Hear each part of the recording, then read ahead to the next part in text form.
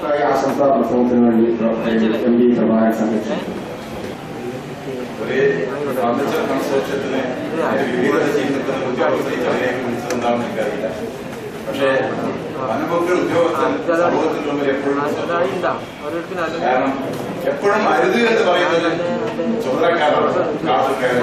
വിറകെടുക്കരുത്, വെള്ളമെടുക്കരുത്, നായാട്ടിൽ വളർത്തരുത്, മരം എടുക്കരുത്, എല്ലാം നാട്ടുകാരുടെ ഏത് ആവശ്യത്തിനും അരുത് എന്ന് പറയാൻ നിമിത്തമായ അല്ലെങ്കിൽ നിർബന്ധിക്കപ്പെടുന്ന വിഭാഗത്തിന്റെ ചുമതലക്കാരാണ് ഞാൻ.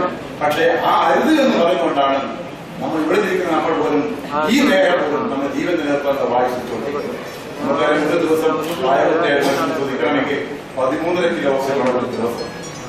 അപ്പൊ നമ്മുടെ LPG സിലിണ്ടറിന്റെ ഭാരമാണ് ഒരു ദിവസം നമ്മൾ ശ്രദ്ധിക്കുന്നത്. അതിന്റെ ഓക്സിജന്റെ അളവിൽ നമ്മുടെ ആശുപത്രിയിലെ ഇന്റൻസീവ് കെയർ യൂണിറ്റിലെ വില വെച്ച് നോക്കുകയാണെങ്കിൽ നമ്മൾ എത്ര രൂപയുടെ മൂല്യമാണ് ശ്വസിച്ച് കളയുന്നത്. അപ്പോ അവിടെയാണ് ഒരു മരം ചെയ്ത സേവനം മനസ്സിലാക്കുക. അപ്പോ ആവശ്യക്കാരുണ്ടാവുകയാണ് നമ്മൾ മരം പിടിക്കുക. ഒരു മരക്കച്ചവടക്കാരൻ ഫർണിച്ചർ താറാക്കത്തിലെ ഉപഭോക്താക്കൾ ഉണ്ടാകുന്നുണ്ടാവും. അപ്പോ ആവശ്യമുള്ളിടത്തോളം കാലം ഈ മേഖല നമുക്ക് ഒഴിച്ചോടാൻ പറ്റും. അപ്പോ ആവശ്യത്തിനനുസരിച്ച് അത് സൃഷ്ടിക്കുമ്പോഴാണ് നമുക്ക് ഈ പാവം ഇല്ലാതാകുന്നത്. നമ്മുടെ അതോട് വേഗത്തിൽ ഭൂമി സുത്തം എന്നാൽ സുത്തം തന്നെയാണ് ഭൂമിയെ പറ്റി പറയുന്നത്. അപ്പോ 4-ാം വേദം നമ്മൾ ബ്രാഹ്മണന്മാരുള്ളതായി പഠിച്ചു. കാരണം അതില് മനുഷ്യന്റെ നിരീക്ഷനെ പറ്റിയാണ് വേദം പറഞ്ഞത്. മതങ്ങൾ ഉണ്ടാവുന്നതിന് ഒരു മതത്തിൽ നിന്ന് നമുക്ക് പറയാൻ പറ്റില്ല. മതങ്ങൾ ഉണ്ടാവുന്നതിന് മുമ്പ് 6000 വർഷങ്ങൾക്ക് മുമ്പ് നമ്മൾ ഋഷീശ്വരന്മാർ എഴുതിയ ഭൂമി സുത്തം ആരംഭിക്കുന്നത് തന്നെ ഈ ഭൂമിയിൽ വസിക്കുന്നവർ ചില മൂല്യങ്ങൾ പാലിക്കണമെന്ന് പറഞ്ഞതാണ്. ഭൂമി നിങ്ങൾക്ക് വേണ്ട എല്ലാ വിഭവങ്ങളും നിങ്ങൾക്ക് തന്നിട്ടുണ്ട്. നിങ്ങളുടെ ആവശ്യത്തോളം വിഭവങ്ങളെല്ലാം ഭൂമിയിൽ സമ്പന്നമാണ്. അതുകൊണ്ടാണ് ഭൂമി വസുദ്ധരയും വസുധാനിയുമായത്. ആ ഭൂമിയിലെ വിഭവങ്ങൾ അടുത്ത തലമുറ കൈമാറണമെന്ന് കാർമാർക്സ് പറയുന്നു. മഹാത്മാഗാന്ധി പറയുന്നു, നമ്മുടെ ആവശ്യമുള്ള വിഭവങ്ങളൊക്കെ ഇവിടെ ഉണ്ട്, പക്ഷേ നിങ്ങളുടെ ആർത്തിക്കുള്ള വിഭവങ്ങളില്ല. അപ്പൊ നമ്മൾ ആർത്തി പിടിച്ച് ഓടുകയാണ്. അപ്പൊ നമ്മുടെ പഠന രീതികൾ മാറണം, നമ്മുടെ സിലബസുകൾ മാറണം. ആ സിലബസിന്റെ മാറ്റത്തിന്റെ അല്ലെങ്കിൽ ആ അറിവിന്റെ ഒരു വർഷാപ്പാണ് എടുത്തത്. സംഘശക്തി എന്താണെന്ന് കാണിക്കൊടുക്കുകയാണ്. കാരണം രാമായണത്തിലെ അണ്ണാരക്കടന്ന് നന്നായ കഥ നമ്മുടെ ശൈലി ഉണ്ടായത് തന്നെ ചെറകെട്ടാൻ രാമനെ എങ്ങനെ സഹായിക്കാം. സത്ത് എന്ന ധർമ്മത്തിന്റെ സത്യത്തിന്റെ പ്രതീകമായ സത്തായ രാമനെ തിന്മയുടെ രാവണന്റെ പക്ഷത്ത് രാവണനെ തോൽപ്പിക്കാൻ, തിന്മയെ തോൽപ്പിക്കാൻ എങ്ങനെ പങ്കാളിയാകാൻ പറ്റുന്ന മനുഷ്യന്മാർ മാത്രം മൃഗങ്ങളും പങ്കാളിയായിരുന്നു. അങ്ങനെ അണ്ണാരക്കടന്ന് ചെറകെട്ടാൻ വേണ്ടി ചുവന്നു കൊണ്ടുപോകാൻ പറ്റില്ല. അപ്പോ വെള്ളത്തിൽ പോയി മുങ്ങുക, ഉടനെ മണലിൽ പോയി തിരയുക, എന്നിട്ട് വീണ്ടും വെള്ളത്തിൽ പോയി മുങ്ങുക. അങ്ങനെ ആ നനഞ്ഞ ശരീരത്തിൽ നിന്നും മന്ദിരി പോലും ചിറകെട്ടാൻ രാമ സഹായിയാവും. അപ്പോ ഒരാൾക്ക് ചെയ്യാൻ പറ്റാത്ത ഒരു കൺസോർഷ്യം ചെയ്യാൻ പറ്റും. അപ്പോ നേരത്തെ നമ്മുടെ സുഹൃത്ത് രവീന്ദ്രൻ പറഞ്ഞ പോലെ കുത്തകയെ തുറക്കാൻ ആ സംഘടന കുത്തക ഉണ്ടാക്കാനാണ് കൺസോർഷ്യത്തിന്റെ മൂല്യം. അപ്പോ നമ്മുടെ പഠന രീതികൾ ഇപ്പൊ നമ്മൾ ഉപഭോക്താക്കൾ ഇപ്പൊ നമ്മൾ സ്ക്വയർ ഫീറ്റ് ഒക്കെ ഭയങ്കര വരികയാണ്. വലിയ വീടെടുക്കാനൊക്കെ നിർമ്മിച്ച ചെലവ്. അപ്പോ വലിയ വീടെടുക്കാൻ പറ്റാത്തപ്പോൾ ചെറിയ വീടുകളും ചെറിയ വീടുകളും വെക്കാൻ ഭാഗ്യം വരിക, ഫ്ലാറ്റുകൾ അങ്ങനെ വരിക. അപ്പോ നമുക്ക് മടക്കി വെക്കാൻ പറ്റുന്ന വസ്തുക്കളൊക്കെ ആയിരിക്കും ഭാവിയിൽ ഉപയോഗം വരിക. ഇപ്പൊ നമ്മുടെ പഴയ കാലത്ത് നമ്മുടെ കട്ടിലിന്റെ മേലൊക്കെ അടച്ച പോലെ കട്ടിലിന്റെ അടിയൊക്കെ അടിമാറകൾ വെക്കാത്തപ്പോൾ അങ്ങനെയുള്ള മോഡേൺ ഫർണിച്ചർ ടെക്നിക്കുകളും ഡിസൈനുകളാണ് നമുക്ക് ആവശ്യം വരിക. അതാണ് നമ്മൾ സെക്കൻഡ് ഉപഭോക്താക്കൾ പഠിക്കേണ്ടത്. അപ്പൊ ആ പഠനം കൊണ്ട് മറ്റ് ഈ മത്സരം നടക്കുന്ന ഈ മേഖലയിൽ പുതുമയൊരു ആദ്യത്തെ കിട്ടും. അത് മേൽക്കൈകൾ. അപ്പൊ കൺസോർഷ്യത്തിൽ ചെയ്യാൻ പറ്റുന്നത് അത്തരം പിന്നെ ടെക്നോളജികൾ നമ്മുടെ സംഘശക്തിയുടെ ഭാഗമായിട്ട് സംഘാടനങ്ങളിൽ എത്തിക്കാൻ പറ്റുന്നതാണ് ഒരു പ്രത്യേകത. അപ്പോ നമ്മളൊക്കെ ഞാനൊക്കെ പഠിച്ചിരുന്ന കാലത്ത് ഇംഗ്ലീഷ് മീഡിയം സാർവത്രികമല്ല. ഞാൻ പഠിച്ചു വന്നത് മലയാളം മീഡിയത്തിൽ പഠിച്ചിട്ടാണ് പഠിച്ചത്. അപ്പൊ ആദ്യം തന്നെ മലയാളം കൂട്ടിവാക്കാൻ പഠിച്ചു തന്നെ തറ പറ പന പത എന്ന് പറഞ്ഞിട്ടാണ്. പിന്നെ അടുത്ത് പാചകം ചെയ്യുമ്പോഴത്തേക്ക് അമ്മ എനിക്ക് കാച്ചിയ പാചകം അത് കുടിക്കാൻ ഞാൻ അമ്മ കരയും. എന്തിനാണ് അമ്മ കരുന്നതിനെ പഠിക്കുന്നത്. പക്ഷെ ആ പാഠപുസ്തകത്തിൽ കാഞ്ചീപുരം സിൽക്ക് സാരി എടുത്ത അമ്മയുടെ ചിത്രമാണ് ഉണ്ടായി. നിറയെ ഗ്ലാസുമായി അന്നത്തെ വിദ്യാർത്ഥികളുടെ അമ്മമാർ ആരൊക്കെ കാഞ്ചീപുരം സാരി സിൽക്ക് സാരി സ്വന്തമായിട്ട് എന്ന് പറയാൻ പറ്റില്ല. പക്ഷെ ആരാണ് പാൽ ഉത്പാദിപ്പിച്ചത്? ആ തൊപ്പിപ്പാളയും തോർത്ത് കൊണ്ടുകൊടുത്ത കർഷകന്റെ ചിത്രമാണ് പാഠപുസ്തകത്തിലായി. ഈ കർഷകൻ എങ്ങനെയാണ് പാൽ ഉത്പാദിപ്പിച്ചത്? ഈ കർഷകൻ അവന്റെ 5 ഏക്കർ 10 ഏക്കർ പറമ്പ്, ഇതിപ്പോ 5 സെന്റ് അല്ല, ആ പറമ്പിൽ അവൻ രാത്രി പശു അനങ്ങിയൊന്ന് അറിയണം. ഒരു ടോർച്ചടിച്ചാൽ പശു നിന്ന് പറ്റി നോക്കണം. അപ്പൊ വീട്ടിലൂടെ ചേർത്ത് തൊഴുത്ത് വെച്ച് ആ പശുവിനെ വളർത്തി ശുദ്ധമായ പാലും നെയ്യും വീട്ടുകാർക്ക് മാലിന്യം ചേർക്കാതെ, നമ്മുടെ പാക്കറ്റ് പാലല്ല, പാക്കറ്റ് പാലിപ്പോ നമ്മൾ നിർബന്ധിച്ചിട്ട് 1 മാസം 2 മാസം കുട്ടിക്ക് നിർബന്ധിച്ചു കൊടുക്കാണ്. നമ്മൾ വ്യക്തിയുടെ ഡോക്ടറോട് ചോദിച്ചാൽ പാക്കറ്റ് പാലിന്റെ കഥ മുഴുവൻ മാലിന്യമാണ്, വിഷമാണ്. അതായത് തിളപ്പിച്ചാൽ പോലും പോവാത്ത ആന്റിബയോട്ടിക് നിറച്ച പാക്കറ്റാണ് നമ്മുടെ പാക്കറ്റ് പാല്. അപ്പോ വിഷമയമില്ലാത്ത പാല് കുടുംബാണ് കൊടുക്കുന്നു. പക്ഷേ അന്ന് ഈ കർഷകൻ അവന്റെ കക്കൂസ് പറഞ്ഞത് 10 പറമ്പിന്റെ അങ്ങേ തലക്കാണ്. രാവിലെ കുടുംബാങ്ങൾ ആ 10 രൂപ നടക്കുമായിരുന്നു. അപ്പോ അന്ന് പശു വീട്ടിൽ നടത്തുണ്ടായിട്ടും അവന് കൊതുകുണ്ടായിട്ടില്ല. ജൈവവളം മാത്രം കൃഷിക്ക് ഉപയോഗിച്ചു. നല്ല ജൈവ കൃഷിയിലെ മാലിന്യമില്ലാത്ത ഭക്ഷണങ്ങൾ കൃഷിയിലൂടെ അവരുണ്ടാക്കി വീട്ടുകാർക്ക് പ്രോത്സാഹനമായി ശുദ്ധമായി പാല് കൊടുക്കുന്നു. കക്കൂസ് അവൻ ഇങ്ങനെ തലക്കാർ കൊടുത്തു. പക്ഷെ ഇന്ന് നമ്മൾ എന്ത് ചെയ്തു? ഇന്ന് നമ്മൾ കക്കൂസ് ബെഡ്റൂമിൽ കൊണ്ടുവച്ചു. പശുവുമില്ല, പശുത്തൊഴുത്തുമില്ല, വിഷമുള്ള ആന്റിബയോട്ടിക് പാല് കിട്ടും. അപ്പോ നമ്മൾ ചിന്തിക്കേണ്ടത് ഇപ്പൊ കൊതുക് വരികയും എങ്ങനെയാണ് കൊതുക് വരിയത്? നമ്മുടെ വീട്ടിനടുത്ത് എവിടെയെങ്കിലും ഒരു പക്ഷിക്കൂടുണ്ടെങ്കിൽ അത് പക്ഷി കാത്തുന്നത് അതിന് തല്ലി ഓടിക്കും, അതിന് കൂട് നശിക്കും. പക്ഷെ ഈ അങ്ങാടിക്കുരി വരുന്ന സാധനം 500 കൊതുകിന് പുറത്തു. അപ്പോ നമ്മുടെ കിണറുകളും തുണിയൊക്കെ തവളകളുണ്ട്. പെട്രോമാക്സ് വെച്ചിട്ടാണ് നമ്മൾ പിടിച്ചെടുത്തത്. അപ്പൊ തവളയെ കാണാനേ ഇല്ല. അപ്പോ തവളയെ മുഴുവൻ പിടിച്ചെടുക്കുന്നു. പിന്നെ വിഷമില്ലാതെ ചേരയെ തല്ലിക്കുന്നു. അതുകൊണ്ട് എലി പെരുകി. ഇപ്പൊ എലിപ്പനി, തക്കാളിപ്പനി, പക്ഷിപ്പനി, പന്നിപ്പനി, പനിയുടെ ശൃംഖലയാണ്. അപ്പോ ഇനി ആനപ്പനി മാത്രമേ വരാനുള്ളൂ. അപ്പൊ ഒരു ആനപ്പനി വന്നാൽ തീർന്നു. ആനയുടെ ഏറ്റവും സങ്കടം എന്റെ പേര് പനിയിട്ടുള്ളതാണ്, എലിക്ക് പേരൊക്കെ പനിയുണ്ട്. അപ്പോ ഇനി ആനപ്പനി വരാതിരിക്കെ മനുഷ്യന് മാത്രമല്ല ഭൂമിക്ക് തന്നെ പനി പിടിച്ചിരിക്കട്ടെ. ഭൂമി തന്നെ ചുറ്റുപാടാണ് ആഗോളതാപനം. ഈ ആഗോളതാപനത്തിനൊരു മറുപടിയാണ് നമ്മുടെ തടി അധിഷ്ഠിതമായ ഫർണിച്ചർ. ഞാനത് ശാസ്ത്രം സയൻസ് ആണ് പറയും. ഫുഡ് സയൻസ് പഠിക്കുന്ന കുട്ടിക്കറിയാം. കാർബൺ ഫിക്സ് ചെയ്തുകൊണ്ട് തന്നെ ഇത് ചൂടിനെ ആഗിരണം ചെയ്യും. നമ്മുടെ വീടുകളിൽ മരത്തിന്റെ തടിയുടെ ഫർണിച്ചറാണ് ഏറ്റവും ആരോഗ്യത്തിന് അനുഭവിച്ചത്. അപ്പോ ഫർണിച്ചർ രംഗത്ത് ഇങ്ങനെയുള്ള ടെക്നോളജികളും പരസ്യങ്ങളും നമുക്ക് ഉപഭോക്തൃത്വത്തിൽ എത്തിക്കാൻ പറ്റണം. അപ്പോ നമ്മുടെ ഇതിഹാസങ്ങൾ പറഞ്ഞാൽ, പുരാണങ്ങൾ പറഞ്ഞാൽ, നമ്മുടെ കഥകൾ എടുത്താലും മൂല്യങ്ങൾ, നല്ല മൂല്യങ്ങൾ മനസ്സിലാക്കാൻ നമ്മൾ പഠിക്കണം. ആ നല്ല മൂല്യങ്ങളാണ് ഉപഭോക്തൃ മനസ്സറിയാൻ നമുക്ക് പറ്റുക, മറ്റുള്ള മനസ്സറിയാൻ പറ്റുക. അതുകൊണ്ടാണ് വേദത്തിൽ ഉപനിഷത്ത് പറഞ്ഞിരിക്കുന്നത്, പിന്നെ ഓം സഹനാഭവതു സഹനവും നത്തു സഹവീര്യം കരാവായി തേജസ്വിനാമതീനമസ്തു ഓം ശാന്തി ശാന്തി. അതായത് എന്റെ അതേ ജീവനും എന്റെ അതേ ശക്തി ഇതിലിരിക്കുന്നു. അവനായ നീയും ഞാൻ എന്റെ ഭാഗം തന്നെയാണ്. ഞാനത് മാനിക്കുന്നു, ഞാനത് മനസ്സിലാക്കുന്നു. നമുക്ക് ഒത്തൊരുമിച്ച് തീരുമാനിക്കാൻ, ഒരുമയോടെ പ്രവർത്തിക്കാൻ ഇടവരുത്തണമേ. നമുക്ക് ഒരുമിച്ച് നിൽക്കാൻ ഇടവരുത്തണമേ. നമുക്ക് ഒരുമയോടെ മുന്നേറാൻ ഇടവരുത്തണമേ. നമ്മൾ തമ്മിൽ അന്തരമില്ലാതിരിക്കട്ടെ, നമ്മൾ തമ്മിൽ പിണക്കമില്ലാതിരിക്കട്ടെ, എല്ലാവർക്കും ശാന്തി ഭവിക്കട്ടെ എന്നാണ് നമ്മുടെ 6000 മുമ്പുള്ള വേദത്തിലെ ഒരു വാചകായി. അത് അങ്ങനെയാണ് നമ്മൾ സംഘശക്തിയെ മാനിക്കേണ്ടത്. അപ്പോ ഓരോന്നും ഈ രീതിയിൽ നമ്മൾ ചിന്തിക്കണം. 200 വർഷം മുമ്പ് അമേരിക്കൻ സായിപ്പന്മാരോട് അവിടുത്തെ റദ്ദിന്ത്യക്കാരായ ആദിവാസി ഗോത്രസമൂഹം ചോദിച്ചൊരു ചോദ്യങ്ങളോട് എറിഞ്ഞുകൊണ്ട് ഈ ഞാൻ ചിന്തിക്കാം. അന്ന് ആ സായിപ്പ് വാഷിംഗ്ടൺ മൂപ്പാണ് കളിച്ചത്. ആദിവാസികളുടെ മുമ്പിലത്തായിട്ട് അതേ കേസിലാണ് വാഷിംഗ്ടൺ അല്ലെ അമേരിക്കൻ പ്രസിഡന്റ് കണ്ടത്. വാഷിംഗ്ടൺ മൂപ്പ, നിങ്ങൾ ഈ നിരമായ നിലങ്ങളും നികത്തുന്നു, നിങ്ങൾ എക്സസ് വേകളും ഡാമുകളും പണിയുന്നു, നിങ്ങൾ തണ്ണീർത്തടങ്ങളും നികത്തുന്നു, നിങ്ങൾ 15ഓ 20ഓ അല്ലെങ്കിൽ 50ഓ നിലയുടെ കെട്ടിട സമുച്ചയങ്ങൾ പണിതുയർത്തുന്നു. നിങ്ങൾ ഇതൊക്കെ ചെയ്ത ഡോളറിന് വേണ്ടിയാണെങ്കിൽ ആ ഡോളർ കഴിച്ച്, ആ ഡോളർ ഭക്ഷിച്ച് നിങ്ങൾ ഒരു നേരത്തെ വിശപ്പ് മാറ്റാൻ നിങ്ങൾക്ക് കഴിയുമോ? ഈ ചോദ്യം നിങ്ങൾ മുന്നിൽ എറിഞ്ഞുകൊണ്ട് എന്റെ ചെറിയ ഭാഷ ഞാൻ അവസാനിപ്പിക്കുന്നു.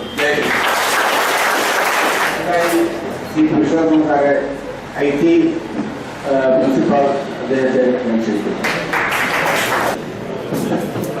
യോഗത്തിന്റെ അധ്യക്ഷൻ നമ്മുടെ ബഹുമാനപ്പെട്ട MLA Shri James Mathew sir, അതുപോലെ തന്നെ ഈ യോഗം ഉദ്ഘാടനം ചെയ്ത നമ്മുടെ ബഹുമാനപ്പെട്ട MLA KM ഷാജി, അതുപോലെ തന്നെ നമ്മുടെ Karim sir, MSME director Panicker sir, Shri Ravindran, forest ഡിപ്പാർട്ട്മെന്റിലെ ഓഫീസർ ശ്രീ പ്രഭാകരൻ സർ, മഹേഷ് ചന്ദ്ര ബാലിക, നമ്മുടെ ചേംബർ ഓഫ് കോമേഴ്സിന്റെ president Mahesh Chandra Balika, manager Amanuddin sir, വേദിയിലും സദസ്സിലും ഇരിക്കുന്ന വ്യക്തികളെ, വ്യവസായ സംരംഭകരെ, അതുപോലെ തന്നെ വിവിധ ഇൻസ്റ്റിറ്റ്യൂട്ടിൽ നിന്നെത്തിയിട്ടുള്ള ട്രെയിനീസുകളെ, മറ്റ് നാട്ടുകാർ, അതായത് ഈ ഇതേപോലെ ഒരു അവസരം നമുക്ക് തന്ന ഇതിന്റെ സംഘാടകരോട് ഞാൻ ആദ്യമായി നമ്മുടെ ഇൻസ്റ്റിറ്റ്യൂട്ടിന്റെ പേരിലും നമ്മുടെ ട്രെയിനീസിന്റെ പേരിലും അധ്യാപകരുടെ പേരിലും ആദ്യമായി നന്ദി രേഖപ്പെടുത്തുകയാണ്. ഒരു 13 വർഷങ്ങൾക്ക് മുമ്പ് പരമ്പരാഗത രീതിയിൽ മാത്രം ജോലി അഭ്യസിക്കുകയും പഠിപ്പിക്കുകയും ചെയ്തിരുന്ന ഒരു കാലഘട്ടം കഴിഞ്ഞു പോയിരിക്കുകയാണ്. നമുക്കറിയാം, പെരുന്തച്ഛന്മാരെ പോലെയുള്ള ഇത്തരത്തിലുള്ള ആൾക്കാർ ഇവിടെ ജീവിക്കുകയും മരിക്കുകയും ചെയ്തു പോയിട്ടുണ്ട്. പെരുന്തച്ചിനേക്കാൾ വളർന്ന് മകൻ വലുതായപ്പോൾ മകനെ പെരുന്തച്ചൻ തന്നെ കൊന്ന ചരിത്രവും നമുക്കറിയാം. പക്ഷേ ഇത്തരത്തിലുള്ള ജോലികളെ അഭ്യസിപ്പിക്കാൻ വേണ്ടി ഇന്ന് നമ്മുടെ വികസനം കണ്ടുകൊണ്ട് നമ്മുടെ നാട്ടിൽ ഒരുപാട് ഇൻഡസ്ട്രിയൽ ട്രെയിനിങ് ഇൻസ്റ്റിറ്റ്യൂട്ടുകളും പോളിടെക്നിക്കുകളും എഞ്ചിനീയറിംഗ് കോളേജുകളും വളർന്നു വന്നിരിക്കുകയാണ്. കാരണം വ്യവസായശാലകൾക്ക് ആവശ്യമായ വിദഗ്ധ തൊഴിലാളികളെ സൃഷ്ടിക്കുക എന്ന ഉദ്ദേശത്തോടുകൂടി 1957 കാലഘട്ടങ്ങളിൽ അല്ലെങ്കിൽ 54 വർഷം മുൻപ് ആരംഭിച്ച ഒരു IT ആയിരുന്നു കണ്ണൂർ ഗവൺമെന്റ് IT. 20ഓളം ട്രേഡുകളിൽ പരിശീലനം നടത്തുന്നതിൽ കാർപ്പൻട്രി ട്രേഡ് കൂടി അതിൽ ഉൾപ്പെട്ടിട്ടുണ്ട്. ഒരു വർഷം വെറും 42 പേർ മാത്രമാണ് ഈ ഇൻസ്റ്റിറ്റ്യൂട്ടിൽ നിന്ന് പഠിച്ചിറങ്ങി പുറത്തു വരുന്നത്. അങ്ങനെയാണെങ്കിൽ കേരളത്തിൽ മൊത്തം 72 IT ഉണ്ടെങ്കിൽ തന്നെ ഇന്ന് 10 ITകളിൽ മാത്രമേ ഈ കാർപ്പൻട്രി ട്രേഡ് നിലനിൽക്കുന്നുള്ളൂ. കാരണം അത് എന്തുകൊണ്ടെന്നാൽ കുട്ടികൾക്ക് ഇതിന്റെ പ്രാധാന്യത്തെ പറ്റിയോ ഇതിന്റെ തൊഴിലവസരങ്ങളെ പറ്റിയോ പൂർണ്ണമായി ഗ്രഹിച്ചിട്ടില്ല എന്ന് തന്നെയാണ് പറയാനുള്ളത്. ഇവിടെ വന്നതിന് ശേഷം ഇതിന്റെ സാധ്യതകളെ പറ്റി ഞാൻ മനസ്സിലാക്കിയപ്പോൾ ഈ ബഹുമാനപ്പെട്ട ഡയറക്ടറേറ്റ് മന്ത്രിമാർക്ക് നിവേദനം കൊടുക്കേണ്ട ഒരു അവസ്ഥയാണ് കണ്ടുകൊണ്ടിരിക്കുന്നത്. നമ്മുടെ വിദ്യാലയങ്ങളിൽ നമ്മുടെ ITകളിൽ നിന്ന് പഠനം പൂർത്തിയാക്കി വെളിയിൽ പോയ പലരും നമ്മുടെ നാട്ടിൽ ജോലി കിട്ടാൻ സാധ്യതയില്ലാതെ ഗൾഫ് രാജ്യങ്ങളിലും പോയി കഷ്ടപ്പെട്ട് ജോലി ചെയ്യുകയാണ് വരുന്നത്. അതിന്റെ അർത്ഥം നമ്മുടെ രാജ്യത്തിന് നമ്മുടെ നാട്ടില് നമ്മുടെ ജനങ്ങൾക്ക് നമ്മുടെ സ്കില്ല് പറഞ്ഞു കൊടുക്കുവാനും ഉപയോഗിക്കുവാനുള്ള അവസരങ്ങൾ വളരെ കുറവായിരുന്നു. ഏതായാലും ഇത്തരത്തിലുള്ള ഈ സംരംഭം ഈ ശില്പശാല വളരെയധികം പ്രയോജനപ്പെടുത്തുന്നു എന്നറിഞ്ഞതിൽ വളരെ സന്തോഷമുണ്ട്. അതുപോലെ തന്നെ ഇതിന്റെ സംഘാടകർ നമുക്ക് വാഗ്ദാനം ചെയ്തിരിക്കുന്നത് ഈ 40 കുട്ടികൾക്കും പ്ലേസ്മെന്റ് കൊടുക്കാമെന്നും അതുപോലെ തന്നെ ഞങ്ങൾ അങ്ങോട്ട് വാഗ്ദാനം ചെയ്തിരിക്കുന്നത് ഇനി അങ്ങോട്ട് പുതിയ സംരംഭകരെ പഠിപ്പിക്കാൻ അല്ലെങ്കിൽ പുതിയ ട്രെയിനിങ്സുകളെ വാർത്തെടുക്കുവാൻ വേണ്ടി ഞങ്ങളുടെ ഭാഗത്തു നിന്നും എന്തൊക്കെ സഹായങ്ങൾ വേണമെന്ന് ഞാൻ ചോദിക്കുകയുണ്ടായി. അവർക്ക് ക്ലാസ് എടുക്കുവാൻ വേണ്ടി 4 ദിവസം അടുപ്പിച്ചുള്ള ദിവസങ്ങൾ ഞങ്ങൾ തയ്യാറാണെന്ന് എന്നും കൂടി വാഗ്ദാനം ചെയ്തുകൊണ്ട് ഈ സംരംഭത്തിന് എല്ലാവിധ ആശംസകളും അടുത്തതായി ജില്ലാ ആശംസ പ്രസംഗത്തിന് വേണ്ടി ക്ഷണിക്കുന്നു. ജില്ലാ ഫുഡ് സയൻസിന്റെ കണ്ണൂർ യൂണിവേഴ്സിറ്റിയിലെ ഡോക്ടർ ഡിപ്പാർട്ട്മെന്റാണ് നേരത്തെ ലക്ഷ്യമിടുന്നത്.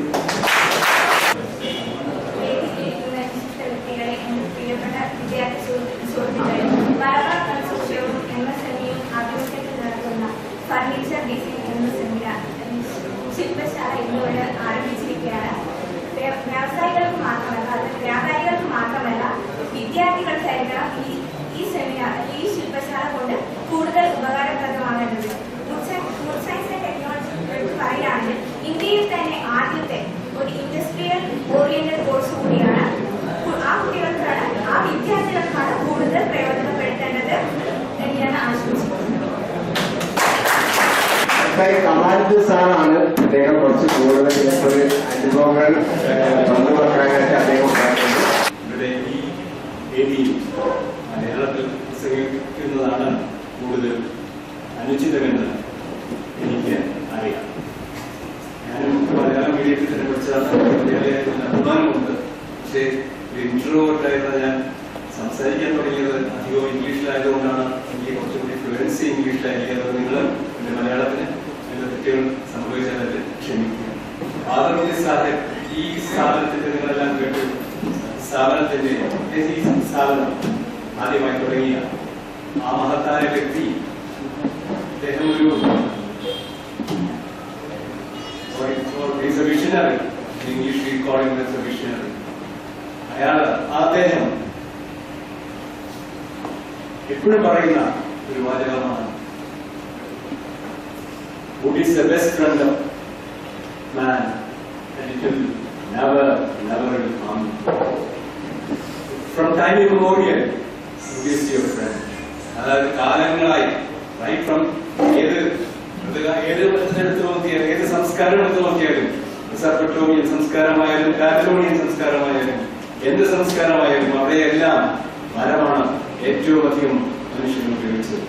പല പല പല ആവശ്യങ്ങൾക്കായി ഉപയോഗിച്ചത്. അങ്ങനെയുള്ളതായ ഈ മരത്തെ നമ്മൾ വളരെ നന്നായി ബഹുമാനിക്കുകയും അത് നമ്മൾ യൂട്ടിലൈസ് ചെയ്യുകയാണെങ്കിൽ ഉപയോഗിക്കുകയാണെങ്കിൽ 100% 100% ഉപയോഗിക്കണമെന്നുള്ള ആശയത്തോടുകൂടിയാണ് അദ്ദേഹം ഈ വ്യവസായം തന്നെ സ്ഥാപിച്ചത്. 1945 ചെറിയ അതിനു മുമ്പുണ്ടായിരുന്നതായ ഒരു സോമൽ അദ്ദേഹത്തിന്റെ വീക്ഷണത്തിൽ അദ്ദേഹം ഈ ബനാറസ് യൂണിവേഴ്സിറ്റിയിൽ നിന്ന് മെക്കാനിക്കൽ ഇലക്ട്രിക്കൽ അന്നത്തെ കാലഘട്ടത്തിൽ അതൊരു വളരെ ബുദ്ധിമുട്ടുള്ളൊരു സംഭവമായിരുന്നു. അദ്ദേഹം സ്വന്തം ഫാമിലി വ്യവസായമായ സ്വാമിയിൽ നിന്നും വ്യതിചലിച്ച് പ്ലൈവുഡും പിന്നെ അതിൽ നിന്ന് പ്ലൈവുഡിൽ തന്നെ അതിലെ ഏറ്റവും വാട്ടർ പ്രൂഫ് പ്ലൈവുഡായി മാറ്റുകയും അതിനുള്ളതായ ഫസ്റ്റ് ടൈം ഇന്ത്യയിലുള്ള ഒരു പ്രസ് ഇന്ത്യയിൽ അദ്ദേഹമാണ് ആദ്യമായിട്ട് ഉപയോഗിച്ചത്. അങ്ങനെ പല പല നൂതന സംഭവവികാസങ്ങൾ ടെക്നോളജിയിലുള്ള ഡെവലപ്മെന്റ്സുകളും ഉപയോഗിച്ചുകൊണ്ട് നമ്മുടെ അന്നത്തെ സങ്കുചിതമായ സാഹചര്യത്തിൽ നിന്നും വർക്ക് ചെയ്തുകൊണ്ട്, അതായത് ഹാർഡ്ബോർഡ് ഫാക്ടറി, അതായത് ഒന്ന് ഇതെല്ലാം ട്രീസുകൾ എല്ലാം കത്തിച്ചു കളയുകയാണ്. ആ ഒരു കാലഘട്ടത്തിലാണ് അതിനെല്ലാം ഉപയോഗപ്രദമാക്കി കഴിയാമെന്നുള്ള ആശയത്തോടുകൂടി ഹാർഡ്ബോർഡ് എന്ന ആ പ്രോഡക്റ്റിനെ അദ്ദേഹം വിഭാവനം ചെയ്ത് 1959 കൂടി ഇവിടെ സ്ഥാപിക്കുകയുണ്ട്. അത് ഇന്ന് ഒറ്റ ഫാക്ടറിയുള്ളൂ, ഈ ഹാർഡ്ബോർഡ് ഫാക്ടറി ഇന്ത്യയുടെ മാത്രമേ പ്രവർത്തിക്കുള്ളൂ. അന്നത്തെ കാലഘട്ടത്തിൽ അദ്ദേഹത്തിന്റെ വിഷൻ, ബിക്കോസ് ഇന്ന് അതൊരു ഫാക്ടറിയുടെ ഇടയിൽ വളരെയധികം നമുക്ക് എമൗണ്ട് ക്യാപിറ്റൽ ഇന്റൻസീവ് എന്ന് പറയുന്നത്, നമ്മള് ക്യാപിറ്റൽ ഇന്റൻസീവായ ഒരു വ്യവസായമാണ്. ഇന്ന് അത് ഇടുകയാണെങ്കിൽ അത് ആർക്കും ലാഭം ഉണ്ടാക്കാൻ കഴിയില്ല എന്നുള്ള വസ്തുതയാണ്. അദ്ദേഹം അത് 1957 തന്നെ വിഭാവനം ചെയ്തു. അതിനുശേഷം അത് 12 ടണ്ണിൽ തുടങ്ങി ഞങ്ങൾ ഇന്ന് 120 ടണ്ണോളം പല ഹെക്ടാറുകളായി വികസിപ്പിച്ച 120ഓളം ടൺ ഇന്ന് ഡെയിലി പ്രൊഡക്ഷൻ ഉണ്ട്. വെസ്റ്റേൺ ഇന്ത്യ ഫൈബറിന്റെ 65% ടേണോവറും ഹാർഡ്ബോർഡിലാണ്. ഈ മര വ്യവസായത്തിൽ പ്ലൈവുഡിലേക്ക് തന്നെ പലവിധ വേസ്റ്റുകൾ ഉണ്ടാവും. പ്ലൈവുഡിന് 50% മാത്രമേ ഉപയോഗിക്കാൻ പറ്റുന്നുള്ളൂ. മറ്റു മരത്തിന്റെ 50% മാത്രമേ ബാക്കിയുള്ള ആ വേസ്റ്റുകളൊക്കെ തന്നെയാണ് യൂട്ടിലൈസ് ചെയ്തത്. അദ്ദേഹമാണ് അതിനെ മുൻകൈ എടുത്തത്. ബ്ലോക്ക് ബോർഡും ഫ്രഷ് ബോർഡും അങ്ങനെ പല പല ഐറ്റങ്ങൾ 1950 മുതൽ തന്നെ ഇവിടെ ഉണ്ടാക്കാൻ തുടങ്ങി. അതുപോലെ തന്നെ ഫർണിച്ചർ ഇവിടെ സാധാരണ നമ്മൾ കൂടുതലായിട്ട് ഡിസ്കസ് ചെയ്യുന്നുണ്ട്. ഫർണിച്ചർ തന്നെ മരത്തിൽ നിന്നും വരുന്ന പ്ലൈവുഡിന്റെ വേസ്റ്റുകൾ കോറും മറ്റതൊക്കെ ഉപയോഗിച്ചുകൊണ്ട് പല ജാതി ഫർണിച്ചറുകൾ, അതേപോലെ തന്നെ വീക്ക് മുതലായ ഡെക്കറേറ്റീവ് ഐറ്റംസ്, എക്സോട്ടിക് ടിമ്പറിന്റെ അതിന്റെ വേസ്റ്റ് എല്ലാം ഉപയോഗിച്ചുകൊണ്ട് ഫർണിച്ചർ ഉണ്ടാക്കാനും അദ്ദേഹം വിഭാവനം ചെയ്യും. അതുപോലെ തന്നെ പുതിയ ടെക്നോളജിയും പഴയ ടെക്നോളജിയും രണ്ടും കൂടി സമന്വയിപ്പിച്ചുകൊണ്ട് ആണ് ഞങ്ങളുടെ പ്ലൈവുഡ് അധികവും ഉണ്ടാക്കിയിട്ടുള്ളത്. ഇവിടെ പലരും ഈ മോഡലിനെ പറ്റി രാവിലെ ചർച്ച ചെയ്യുകയുണ്ടായി. മനു പഴയ 40 ഞാൻ കേൾക്കുകയുണ്ടായി. ആ മോഡലിന്റെ ഒക്കെ ടെക്നോളജി അദ്ദേഹം അതിലൊരു എക്സ്പേർട്ടായിരുന്നു. ആ കാലഘട്ടത്തിൽ 1950 അങ്ങനെയുള്ളതായ ഒരു വ്യക്തി ഈ വ്യവസായത്തെ വളരെയധികം വളർത്തുവാനും അദ്ദേഹം സഹായിച്ചിട്ടുണ്ട്. അദ്ദേഹത്തിന്റെ ആ ദീർഘവീക്ഷണം വളരെയധികം സഹായിച്ചിട്ടുണ്ട്.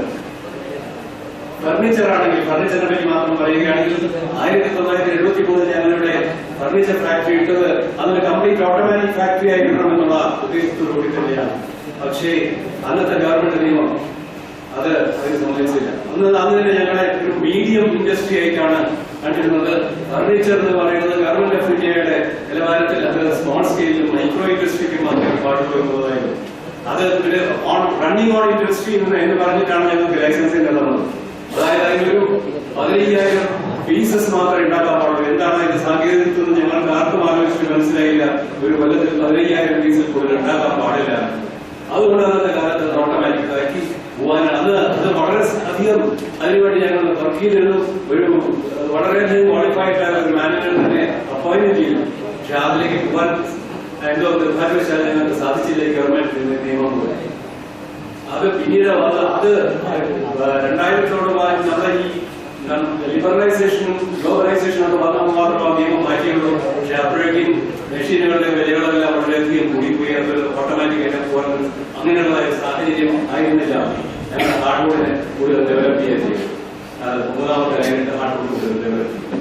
അങ്ങനെ ഉള്ളതായിട്ട് സാഹചര്യമായിരുന്നു പഴയ കാലഘട്ടത്തിൽ. ആ സാഹചര്യത്തിലാണ് അങ്ങനെ ഫർണിച്ചർ, അതായത് ഇപ്പോൾ ഇവിടെ ഫർണിച്ചർ ഡിസൈൻ ക്ലിനിക്കുന്ന ഉദ്ഘാടനം ചെയ്തിട്ട് വളരെ നല്ലൊരു കാര്യമാണ്. Malabar furniture consortium, MSCM, MSC, government of India,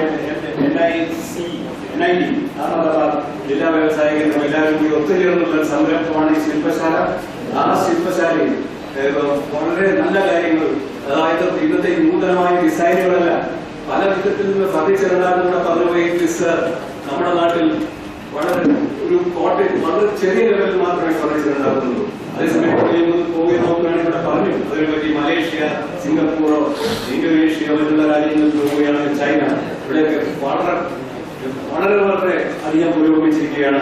അതിന് പക്ഷെ ഒന്നുണ്ട് ഒരു സംഭവം ഞാൻ പറയാമെന്നാൽ മീഡിയം ഡെൻസിറ്റി ഫൈബർ ബോർഡാണ് അവർ അധികവും ഉപയോഗിക്കുന്നത്. ബേസിക് ആയിട്ട് അവരെല്ലാം സ്ട്രെയിറ്റ് ലൈൻ ഫർണിച്ചർ ആയിരിക്കും മോഡൽ ഫർണിച്ചറിൽ അത് അധികം ഉണ്ടാവില്ല. അത് മോഡൽ ഫർണിച്ചറിന് അതിന്റേതായ തനതായ വ്യക്തിത്വമുണ്ട്. ഈ മോഡൽ ഫർണിച്ചറിൽ ഞങ്ങൾ പറയുന്നത് ലൈഫ് ടൈം ഫർണിച്ചറാണെന്ന് പറയും. വേറെ മറ്റത് അതൊരു നമ്മുടെ കാലാവസ്ഥയിൽ പ്രത്യേകിച്ചും ഈ ചൈനയെ അവിടുന്ന് വരുന്നതായ ഫർണിച്ചർ നിങ്ങൾക്ക് മനസ്സിലാക്കാൻ കഴിയും. 4-5 കൊല്ലം കഴിയുമ്പോൾ അത് മോയ്സ്ചർ അധികം അബ്സോർബ് ചെയ്യും. എന്നുള്ള പലതും പഠിക്കാനുണ്ട്. എന്താണെന്ന് അപ്പോ ഓരോ കാലാവസ്ഥയ്ക്കും ഓരോ സ്ഥലത്തിനും അനുസരിച്ച് നമ്മുടേതായ ഫർണിച്ചർ ഡിസൈൻ ചെയ്യേണ്ടിയിരിക്കുന്നു. ബാംഗ്ലൂരിൽ അത് കൂടുതൽ ഉപയോഗിക്കാൻ പറ്റിയത് അവിടുത്തെ ഹ്യൂമിഡിറ്റി വളരെ കുറവാണ്. അതേസമയത്ത് ഇവിടുത്തെ ഹ്യൂമിഡിറ്റി നമ്മുടെ മഴക്കാലത്ത് 6 മാസത്തോളം ഹ്യൂമിഡിറ്റി വളരെ ഹൈ ആണ്. അപ്പൊ അങ്ങനത്തെ മെറ്റീരിയൽസ് നമ്മൾ ഉപയോഗിച്ചാൽ അതുകൊണ്ട് പ്രശ്നങ്ങളുണ്ടാവും, അധികം കംപ്ലൈൻസ് വരാൻ വളരെ സാധ്യതകളുണ്ടാവും. ഇതെല്ലാം കൂടി കണക്കിലെടുത്തുകൊണ്ട് നമ്മൾ ഡിസൈൻ ചെയ്യുമ്പോൾ ഈ പോയിന്റുകൾ നമ്മളെല്ലാം വളരെ കൃത്യമായി ആലോചിച്ചിട്ട് വേണം മുന്നോട്ട് പോകുക. ഇങ്ങനെയുള്ളതായ ക്ലിനിക്ക് ഇതിനെല്ലാം വളരെയധികം ഉപയോഗപ്രദമാക്കി ആവുമെന്നുള്ള വിശ്വാസം എനിക്കുണ്ട്. ഇതിന് കരീം സാഹിബിനായിട്ട് എത്രമാത്രം രവീന്ദ്രൻ കൂടി എത്രമാത്രം ഇതിനുവേണ്ടി അധ്വാനിച്ചു എന്നുള്ളത് ഞങ്ങൾക്കറിയാം. പലവട്ടം ഇവിടെ വന്നിരുന്നു, പല പ്രാവശ്യം ഞങ്ങൾ അതുമായിട്ട് ഇന്ററാക്ട് ചെയ്തിട്ടുണ്ട്. ഞങ്ങൾ വെസ്റ്റേൺ പ്രായത്തെ സംബന്ധിച്ചോളം ആണെങ്കിൽ ആദരവുണ്ട് സാഹിബിന്റെ വീക്ഷണം അദ്ദേഹത്തിന്റെ മകനായ മിസ്റ്റർ മുഹമ്മദും അദ്ദേഹത്തിന്റെ മകനായ മിസ്റ്റർ മായനും അതെല്ലാം തുടർന്നുകൊണ്ടിരിക്കുകയാണ്. എന്താണെന്ന് കാതർകുടി സാഹിബാണ് ആദ്യമായി ഈ മര വ്യവസായം കുട്ടികൾക്ക് ഈ യൂണിവേഴ്സിറ്റിയിൽ കാലിക്കറ്റ് യൂണിവേഴ്സിറ്റിയിൽ 1970-കളിൽ ഫുഡ് ടെക്നോളജി എന്ന് പറഞ്ഞുള്ള കോഴ്സ് തുടർന്നുപോലുള്ള കൈയെടുത്തത്. നിർഭാഗ്യവശാൽ അത് മുന്നോട്ട് പോകാൻ പറ്റിയില്ല. നമ്മുടെ രാഷ്ട്രീയ അതിന്റെ സംരക്ഷണം കൊണ്ട് അത് മുന്നോട്ട് അധികം പോകാൻ പറ്റിയില്ല. പക്ഷെ നല്ലൊരു കോഴ്സായിരുന്നു. പലർക്കും അത് അതിനു വേണ്ടിയിട്ടുള്ളതായ സകല സിലബസ് വരെ ഞങ്ങളാണ് ഫോർമുലേറ്റ് ചെയ്തത്. ആ സിലബസ് അപ്പോ അത് എന്തുകൊണ്ട് അത് മുന്നോട്ടാക്കി പോയില്ല, 1-2 കൊല്ലം നിന്നുപോയി. പക്ഷേ ആ സിലബസിൽ നിന്ന് ചില വ്യതിയാനം വരുത്തി ഞങ്ങൾ തന്നെയാണ് ഇപ്പോൾ ഗവൺമെന്റ് പോളിടെക്നിക്കിൽ നിന്ന് കേരളത്തിൽ ആകെയുള്ള ഒരൊറ്റ ഫുഡ് ടെക്നോളജി കോഴ്സാണ് കണ്ണൂരിലുള്ളത്. അതിന് വേണ്ടതായിട്ട് ബിഗിനിങ് സ്റ്റേജിലുള്ള സകല സഹായ സഹകരണങ്ങൾ നൽകിയത് ഞങ്ങൾ തന്നെയാണ്. അപ്പോൾ അതിന്റെ കംപ്ലീറ്റ് സിലബസ് ഉണ്ടാക്കി കൊടുത്തത് ഞങ്ങൾ തന്നെയാണ്. അങ്ങനെ അതിനുശേഷം കണ്ണൂർ യൂണിവേഴ്സിറ്റിയിൽ ഇപ്പോൾ MSc food science and technology എന്ന കോഴ്സ് ഇവിടെ തന്നെ പറയുകയുണ്ടായി. ഇന്ത്യയിൽ ഡെറാഡൂൺ കഴിഞ്ഞാൽ ആദ്യം ഇന്ത്യയിലുള്ള ഒറ്റ course on food technology MSc post graduate food സയൻസിലുള്ളത് കണ്ണൂർ യൂണിവേഴ്സിറ്റിയിൽ മാത്രമാണ്. അതിന് മുൻകൈ എടുത്തത് നമ്മൾ തന്നെയാണ്. അപ്പോഴേക്കും അതിന്റെ അദ്ദേഹത്തിന്റെ വലിയൊരു ആശയമായിരുന്നു അദ്ദേഹത്തിന്റെ കാലത്ത് അത് കോഴ്സ് ഉണ്ടാക്കണമെന്ന് തുടങ്ങണമെന്ന്. പക്ഷെ അത് സാധിച്ചില്ല. എന്നാൽ മിസ്റ്റർ മുഹമ്മദ് മാനേജ്മെന്റ് ഏറ്റെടുക്കുകയും വളരെ കൃത്യമായി വളരെ പ്രാർത്ഥനയോടെ പരിശ്രമിച്ച് യൂണിവേഴ്സിറ്റിയുമായി വളരെയധികം സഹകരിച്ചു. 3 vice chancellor, Chandramohan vice chancellor, ഇപ്പോഴത്തെ വൈസ് ചാൻസലർ എല്ലാവരും വളരെയധികം ആത്മാർത്ഥമായി സഹകരിച്ചിട്ടുണ്ട്. അതുകൊണ്ടാണ് അങ്ങനെ കോഴ്സ് ഉണ്ടായി. 5ാമത്തെ സെമസ്റ്റർ ഇപ്പോൾ നടന്നുകൊണ്ടിരിക്കുകയാണ്.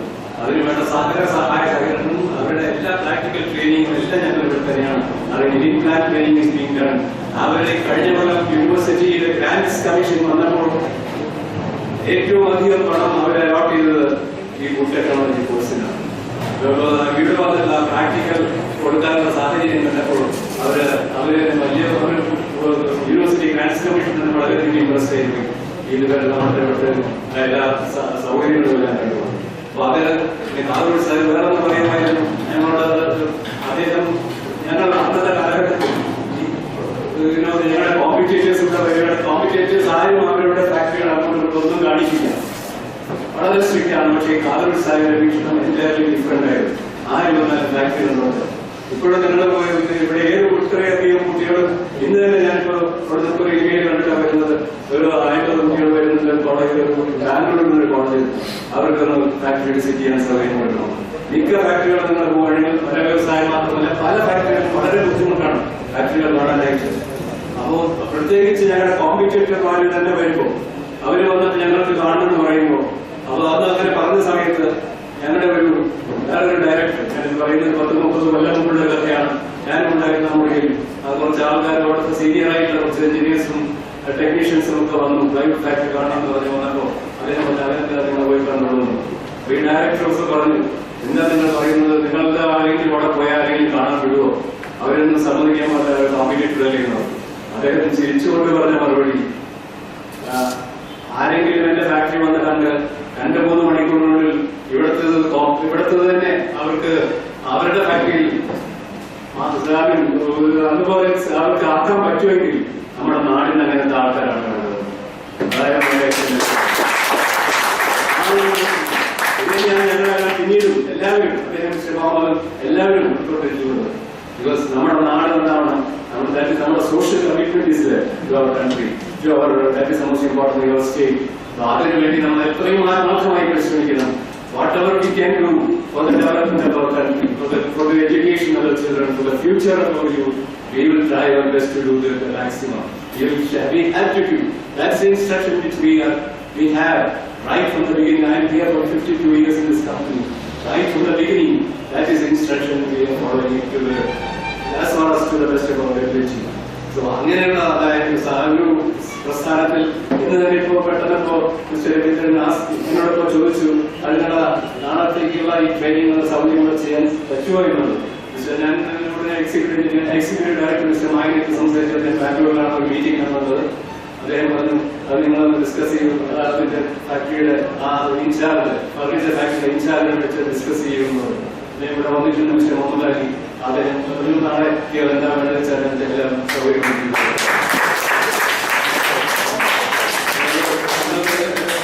അതുകൊണ്ട് ഞങ്ങളെല്ലാം ഇപ്പോഴും നമ്മുടെ നാട്ടിലെ കുട്ടികളെല്ലാം വളരണം. ഒരുപാട് കുട്ടികളുണ്ട്, ഞങ്ങളുടെ കണക്കെടുക്കാൻ പറ്റില്ല, അത്രയ്ക്കധികം കുട്ടികളുണ്ട്. കഴിഞ്ഞു വിദേശത്തെല്ലാം പോയിട്ടുണ്ട്, എല്ലായിടത്തും വരുന്നുണ്ട്. ഞങ്ങളുടെ സ്ഥലത്തോ അത് കാതർകുടി സാഹിബിന്റെ ഫാക്ടറി എന്നുള്ള പ്രത്യേകിച്ച് ഗൾഫ് മേഖലയിൽ നല്ലൊരു പേരാണ്.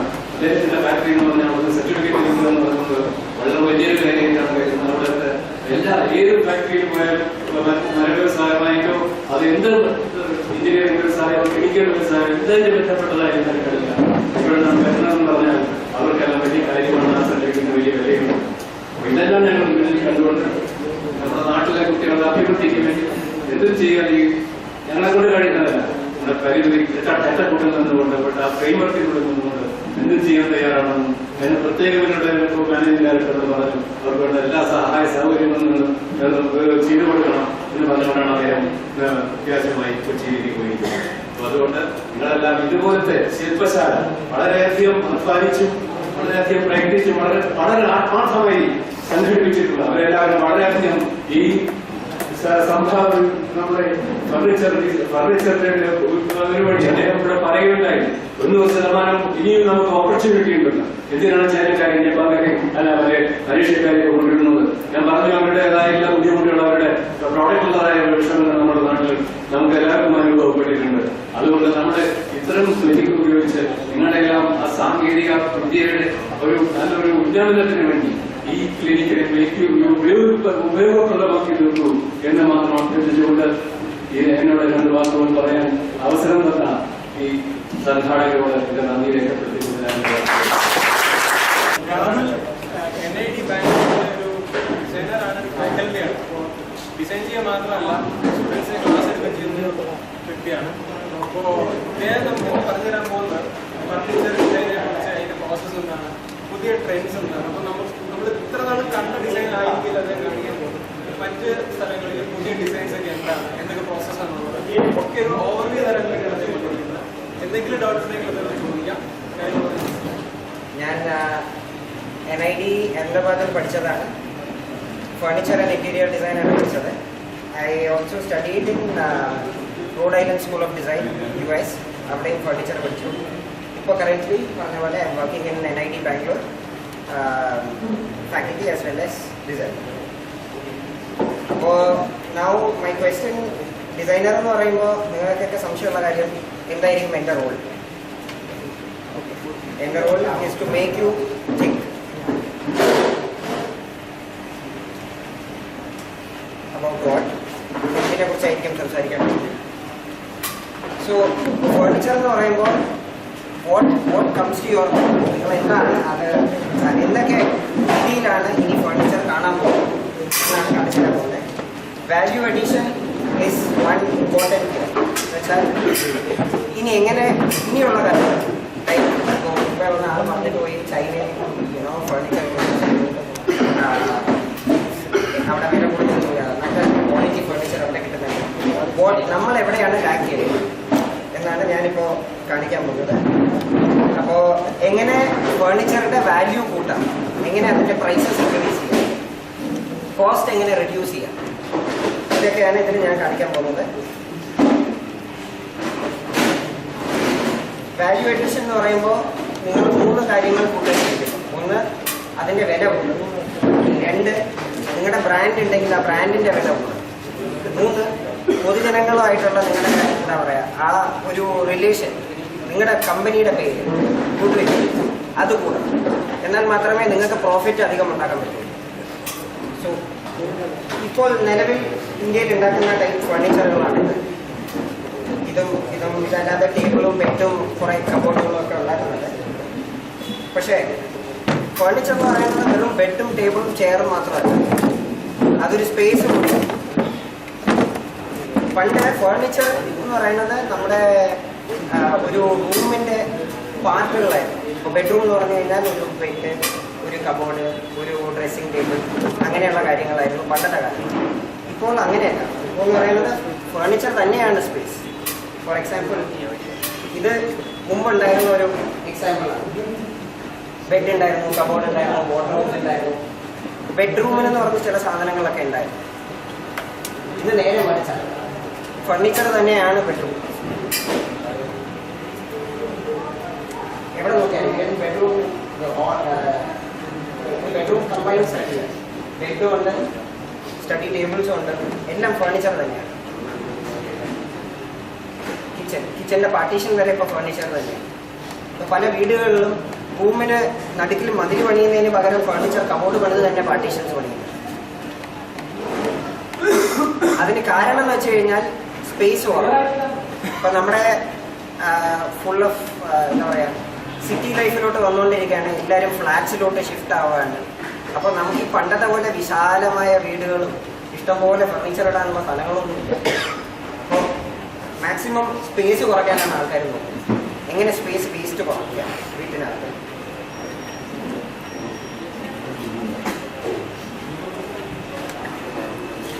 പിന്നെ എസ്തെറ്റിക്സ്, അത് വളരെ ഇമ്പോർട്ടൻ്റ് ഒരു കാര്യമാണ് എസ്തെറ്റിക്സ് എന്ന് പറയുന്നത്. കാരണം നിങ്ങളുടെ ഫർണിച്ചർ നിങ്ങൾ എന്തൊക്കെ ഉണ്ടാക്കിയാലും ചെയ്യും, അതിൻ്റെ ഭംഗി കണ്ടിട്ടാണ് ആൾക്കാർ അതിനെ വാങ്ങിക്കാൻ വരുന്നത് തന്നെ. അപ്പോൾ ഇപ്പോൾ ഇത് ഒരു എക്സാമ്പിൾ. പണ്ടത്തെ കാലത്ത് ഇവിടുത്തെ വീട് അന്നത്തെ ഒരു എസ്തെറ്റിക് സെൻസ്, ഇപ്പോൾ കേരളത്തിൻ്റെ തന്നെ എസ്തെറ്റിക് സെൻസാണ്. പക്ഷേ അന്ന് നിങ്ങൾ നോക്കിക്കഴിഞ്ഞാൽ ഫർണിച്ചറിനെ എന്ത് ഫർണിച്ചർ ഒക്കെ വാങ്ങിക്കുന്നോ അത് വീടിൻ്റെ എന്താ പറയുക വാൾ കളേഴ്സൊക്കെ അതിനെ ബാധിക്കും. വെള്ള കളർ അടിച്ചു വയ്ക്കും, ഫർണിച്ചറും ഫ്ലോറും എല്ലാം വുഡൻ കളേഴ്സ് ആയിരിക്കും. ഇന്ന് ആർക്കും അതിൻ്റെ ഒന്നും സമയമില്ല. വീട് എന്ന് പറഞ്ഞു കഴിഞ്ഞാൽ ഫർണിച്ചർ തന്നെയാണ് ഹൈലൈറ്റ് ചെയ്യുന്നത്. കളർ റെഡ് കളറാണ്, ഇതിൻ്റെ കളർ വ്യത്യാസമുണ്ട്. കളർ റെഡാണ് അടിച്ചിരിക്കുന്നത് ഫർണിച്ചർ, വുഡൻ ഫർണിച്ചറാണ്. പക്ഷേ ഇപ്പോൾ ആരും ആ വുഡ് എക്സ്പോസ് ചെയ്യാൻ അത്രയും താല്പര്യപ്പെടുന്നില്ല. 1, 2 അതിൻ്റെ കാരണം എന്ന് വെച്ച് കഴിഞ്ഞാൽ പണ്ട് നമ്മളെല്ലാവരും 100 വർഷം പഴക്കമുള്ള ഫർണിച്ചർ അങ്ങനെയൊക്കെ വെച്ച് നോക്കിയായിരുന്നു. പണ്ടത്തെ കാലത്തുള്ള ആൾക്കാർ ഒരു ഫർണിച്ചർ വാങ്ങിക്കുമ്പോഴും അതൊരു 10 വർഷം അല്ലെങ്കിൽ 20 വർഷം കഴിഞ്ഞാൽ അത് കേടാവുന്ന ടൈപ്പ് നോക്കി വാങ്ങില്ല. ഉണ്ടാക്കുമ്പോഴും അവർ വർഷങ്ങളോളം നിലനിൽക്കാൻ മക്കളുടെ മക്കൾക്ക് ഉപയോഗിക്കാനുള്ള സൗകര്യം നോക്കി അവർ ഉണ്ടാക്കുന്നത്. പക്ഷെ ഇന്നത്തെ കാലത്ത് അതാർക്കും വേണ്ട. അച്ഛനും അമ്മയൊക്കെ എന്തെങ്കിലും ഫർണിച്ചർ ഉണ്ടാക്കി വെച്ച് കഴിഞ്ഞാൽ മക്കൾ പുതിയതായിട്ട് വീട് റെനോവേറ്റ് ചെയ്യുമ്പോൾ അത് മൊത്തം എടുത്ത് കളയും. അപ്പോൾ ആരും ഇപ്പോൾ അത്രയും വില കൂടിയ ഫർണിച്ചറും ഹെവി ഓർണമെന്റേഷനുള്ള ഫർണിച്ചറും പല സ്ഥലങ്ങളിലും നോക്കുന്നില്ല. ഇപ്പോൾ സിറ്റീസിലൊക്കെ വന്നു കഴിഞ്ഞാൽ ഫ്ലാറ്റ്സിലൊന്നും ആരും ഇത്രയും ഓർണമെന്റഡ് ആയ ഫർണിച്ചർ വാങ്ങിച്ചിരുന്നില്ല. ഫർണിച്ചർ തന്നെയാണ് കളേഴ്സ് എല്ലാവരും.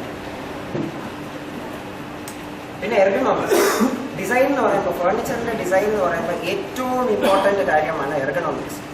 എർഗണോമിക്സ് എന്താണെന്ന് ആരെങ്കിലും ഇതുവരെ കേട്ടിട്ടുണ്ടോ? ഇല്ല. ഞങ്ങളുടെ ഫർണിച്ചർ ഡിപ്പാർട്ട്മെന്റിൽ തന്നെ ഏറ്റവും ഇമ്പോർട്ടൻ്റ് ആയ ഒരു സബ്ജക്റ്റാണ് എർഗണോമിക്സ് എന്ന് പറയുന്നത്. മനുഷ്യ ശരീരത്തിൻ്റെ മെഷർമെൻറ്റ്സ് ഡീൽ ചെയ്തിട്ട് ഫർണിച്ചർ ഉണ്ടാക്കുന്നതാണ്. അപ്പോൾ നിങ്ങൾ ഇരിക്കുമ്പോൾ കസേരയുടെ ഹൈറ്റ് എത്ര വേണം, നിങ്ങളുടെ ഹൈറ്റ് ഇത്ര ഉണ്ടെങ്കിൽ അതിന് ആന്ത്രോപോമെട്രിക് ഡയമെൻഷൻസ് എന്ന് പറയും. അതിന് ബുക്സും ഉണ്ട്. ഇത്രയും പെർസെൻറ്റൈൽ ആൾക്കാരുണ്ട്, ഇന്ത്യയിലെ കോമൺ ആൾക്കാരുടെ ഹൈറ്റ് എന്താണ്, ഏറ്റവും പൊക്കം കൂടിയവരുടെ ഹൈറ്റ് എന്താണ്, ഏറ്റവും പൊക്കം കുറഞ്ഞവരുടെ ഹൈറ്റ് എന്താണ്, അവരുടെ കൈയുടെ നീളം, കാലിൻ്റെ നീളം, എല്ലാത്തിൻ്റെയും ഓരോ ശരീര അവയവങ്ങളുടെയും ഡയമെൻഷൻസ് ഉണ്ട് ആ ബുക്സിലൊക്കെ. അത് വെച്ചിട്ടാണ് മോസ്റ്റ് ഓഫ് ദ ഫേർണിച്ചറും ഡിസൈൻ ചെയ്യുന്നത്. കാരണം ഇപ്പോൾ സിമ്പിൾ എക്സാമ്പിൾ, നിങ്ങൾ ഇരിക്കുന്ന കസേരയുടെ പൊക്കം കൂടിപ്പോയാൽ നിങ്ങളുടെ കാല് വിൽ ബി ഓൺ എയർ, നിലത്ത് തൊടില്ല. നിലത്ത് തൊടാതിരുന്നു കഴിഞ്ഞാൽ ഇവിടെ കുറേ നേരം കഴിയുമ്പോൾ പ്രഷർ വരും. അപ്പോൾ ബ്ലഡ് സർക്കുലേഷൻ കട്ടാവും, നിങ്ങൾക്ക് ഇരിക്കാൻ പറ്റില്ല, കാല് വേദന എടുത്ത് കാല് മരവിക്കാൻ തുടങ്ങും, അങ്ങനെയുള്ള പ്രശ്നങ്ങളാണ്. നിങ്ങൾ അതേസമയം കസേരയുടെ പൊക്കം കുറഞ്ഞാൽ നിങ്ങളുടെ കാല് ആക്ച്വലി ആ കസേരയിൽ മൊത്തം തൊടുന്നില്ല, നിങ്ങളുടെ പുറം ഭാഗം മാത്രമേ തൊടുന്നുള്ളൂ. അപ്പോൾ കാല് ഇങ്ങനെ പൊങ്ങിയിരിക്കുന്നത് കുറേ നേരം ഇരുന്ന് കഴിയുമ്പോൾ വേദന എടുക്കണം. അപ്പോൾ മാക്സിമം എർഗണോമിക്സ് ഉപയോഗിക്കുന്നത് ഏറ്റവും കൂടുതൽ ഇന്നത്തെ കാലത്ത് ഓഫീസ് ഫർണിച്ചറിലായിരുന്നു. ഇതുവരെ എർഗണോമിക്സ് സ്റ്റാർട്ട് ചെയ്തത് തന്നെ മിലിറ്ററി ഡിപ്പാർട്ട്മെൻറ്റായിരുന്നു. US മിലിറ്ററിയാണ് ഇത് തന്നെ തുടങ്ങിയത്, എർഗണോമിക്സ് തുടങ്ങിയത്. അത് അവർ തുടങ്ങിയതെന്ന് വെച്ച് കഴിഞ്ഞാൽ അവരുടെ മിലിറ്ററി ഓഫീസേഴ്സും മിലിറ്ററി വെഹിക്കിൾസും എല്ലാം മിലിറ്ററിയുടെ സംബന്ധപ്പെട്ടുള്ള എല്ലാ സാധനങ്ങളും പെർഫെക്റ്റ് അവർക്ക് കംഫർട്ടബിൾ ആയിട്ട് മണിക്കൂർ കണക്കിരിക്കാൻ സൗകര്യത്തിന് വേണ്ടി ഒരു ഇത് കണ്ടുപിടിച്ചതാണ്. അതിപ്പോൾ സിവിലിയൻ ലൈഫിലോട്ട് വരുന്നുണ്ട്. ഇപ്പോൾ എർഗണോമിക് ഫർണിച്ചർ എന്ന് പറഞ്ഞു കഴിഞ്ഞാൽ എല്ലാവരും അതിന് ഇരട്ടി വില കൊണ്ട് വാങ്ങിക്കേണ്ടതില്ല. കാരണം അതിൽ നിങ്ങൾക്ക് മണിക്കൂർ കണക്കിരിക്കാം, മറ്റേ കസേരയിൽ ഇരിക്കുന്ന പോലെ. അത് നിങ്ങളെ കുറേ മൂവ്മെന്റ് സഹായിക്കും, അതിൻ്റെ മെറ്റീരിയൽസ് എല്ലാം അതിന് വ്യത്യാസമുണ്ട്. അപ്പോൾ ഇത് ഒരു എർഗണോമിക്സ് സ്റ്റഡിയാണ് സ്കൂൾ ഫർണിച്ചറിൻ്റെ ഒരു എക്സാമ്പിളാണ്. എർഗണോമിക്സ് എന്ന് പറയുന്നത് എങ്ങനെ ഇരിക്കണം, ഒരാൾ ഇങ്ങനെ ഇരിക്കുമ്പോൾ എങ്ങനെയൊക്കെ കാല് നീക്കണം, പിന്നെ നിങ്ങളുടെ വിഷൻ എവിടെ നിന്ന് എവിടെ വരെയാണ് നിങ്ങളുടെ കണ്ണ് കാണാൻ പറ്റുന്നത്, ക്ലിയർ ആയിട്ട് കാണാൻ പറ്റുന്നത്. അത് കഴിഞ്ഞാൽ നിങ്ങൾക്ക് എന്തൊക്കെ കാണാൻ പറ്റും. ഒരു റേഞ്ച് കഴിഞ്ഞ് കഴിഞ്ഞാൽ പിന്നെ നിങ്ങൾക്ക് കളറൊക്കെ വ്യത്യാസമായിട്ട് തോന്നുന്നു, ടെക്സ്റ്റൊക്കെ വായിക്കാൻ ബുദ്ധിമുട്ടാവും. അപ്പോൾ അത് എവിടെ വരെയാണ് എന്നുള്ള എല്ലാ ഡയമെൻഷൻസും എർഗണോമിക്സിൽ കാണും. നിങ്ങൾക്ക് കണ്ണിന് എത്ര കാണാൻ പറ്റും, കണ്ണിൻ്റെ ലെവൽ എന്താണ്, പിന്നെ ബോഡിയുടെ അത് മാത്രമല്ല ബോഡി എങ്ങനെ ഇരിക്കണം, ഏത് ആംഗിളിൽ ഇരിക്കണം എന്നുള്ളതൊക്കെ എർഗണോമിക്സിൽ പറയുന്നു. അപ്പോൾ ഇപ്പോൾ ഒരു ഫർണിച്ചർ ഡിസൈനറെ ഇത് ടെസ്റ്റിംഗ് ആണ്. ഒരു ഈ കസേര പല പൊസിഷനിൽ ഇരുത്താൻ പറ്റും. ഇരുത്തിയിട്ട് ഒരാളെ ഇരുത്തി കഴിയുമ്പോൾ എത്ര കംഫർട്ടബിൾ ആയിട്ട് ഇരിക്കാൻ പറ്റുന്നുണ്ട്. ഇത് വെച്ചിട്ട് അവർ ബ്ലഡ് സർക്കുലേഷൻ ടെസ്റ്റ് ഒക്കെ നടത്തും. അപ്പം ബ്ലഡ് സർക്കുലേഷൻ എവിടെയെങ്കിലും ബാധിക്കുന്നുണ്ടോ എന്നുള്ളതൊക്കെ നോക്കിയിട്ടാണ് അവർ ഫൈനലി ഹെർമൻ മില്ലറൊക്കെ ചെയർ പ്രൊഡ്യൂസ് ചെയ്യുന്നത്. Herman Miller is one of the biggest chair producing company. അവരുടെ ഒരു ചെയർ ഇപ്പോൾ NIT ഡയറക്ടർ തന്നെ ഇരിക്കുന്നത് 4 ലക്ഷമാണ് ആ ഒരു ചെയറിൻ്റെ വില. പക്ഷേ നിങ്ങൾ 10 മണിക്കൂർ അതിൽ ഇരുന്നാലും നിങ്ങൾക്ക് ആ ഇരിക്കുന്നതിൻ്റെ ആ ഇത് തോന്നില്ല. കാരണം ആ ചെയർ തന്നെ ഫുള്ളി എർഗണോമിക്കലി ഡിസൈൻഡ്. അത്രയും സമയവും ഇതും അവർ അതിൽ ഇൻവെസ്റ്റ് ചെയ്തിട്ടുണ്ട്. ടെസ്റ്റ് എക്സ്പെരിമെൻറ്റ്സ് ഒക്കെ അതിൽ ഇൻവെസ്റ്റ് ചെയ്തിട്ടുണ്ട്. പിന്നെ ലൈഫ് സ്റ്റൈൽ, ഇന്നത്തെ ഫർണിച്ചറിൻ്റെ നമ്മൾ ഇത് നോക്കുമ്പോൾ ലൈഫ് സ്റ്റൈൽ വെച്ച് നോക്കുമ്പോൾ ഭയങ്കര ബിസിയാണല്ലേ, ആർക്കും ഒന്നിനും സമയമില്ല. അപ്പോൾ നമ്മൾ ഈ എന്താ പറയുക ഹൈലി ഓർണമെന്റൽ ഫർണിച്ചർ ഇന്നത്തെ കാലത്ത് എത്ര പേര് വാങ്ങിക്കുന്നുണ്ട് ഹൈലി ഓർണമെന്റൽ ഫർണിച്ചർ ചോദിച്ചു കഴിഞ്ഞാൽ എല്ലാവരും പറയുന്നത് അത് വൃത്തിയാക്കാൻ ബുദ്ധിമുട്ടാണ്, അതിൻ്റെ ഇടയിലൊക്കെ മുടി കയറി ഇരുന്ന് കഴിഞ്ഞാൽ അത് ക്ലീൻ ചെയ്യാൻ ബുദ്ധിമുട്ടാണ്.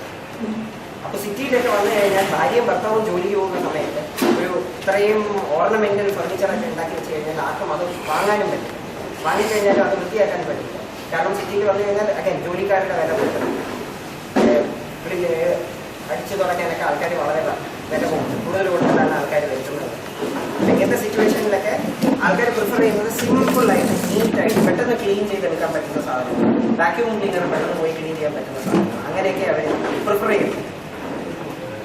അപ്പോൾ ഇത് നോക്കിക്കഴിഞ്ഞാൽ ഇത് പണ്ട് ഇതേപോലെയൊക്കെ കാർവിങ് ചെയ്ത് ഫർണിച്ചറുകൾ ഉണ്ടാക്കുമായിരുന്നു. ഇന്ന് എത്ര വീടുകളിൽ ഈ സാധനം വാങ്ങിക്കാൻ പറ്റാതെയല്ല.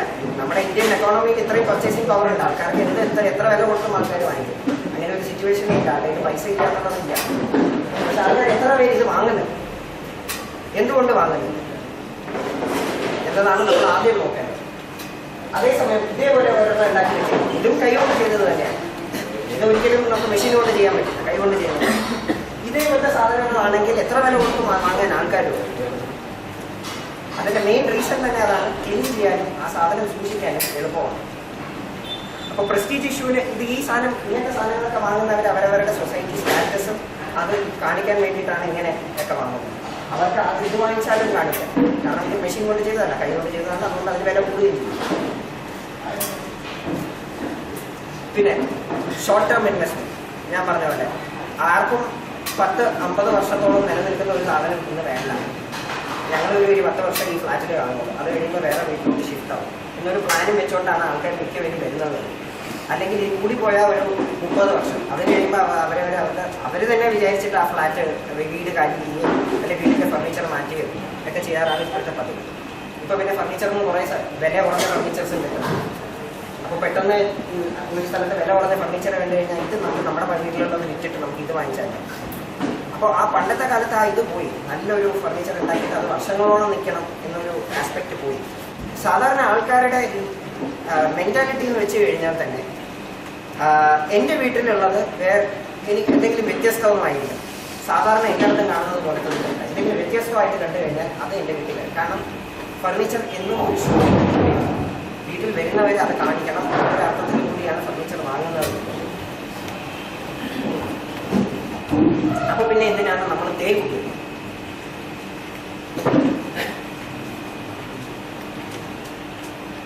തേക്ക് ഉപയോഗിച്ച് കഴിഞ്ഞാൽ നിങ്ങൾക്ക് വില കൂടുതലാണ്, ഫർണിച്ചർ കോസ്റ്റും കൂടുതലാണ്.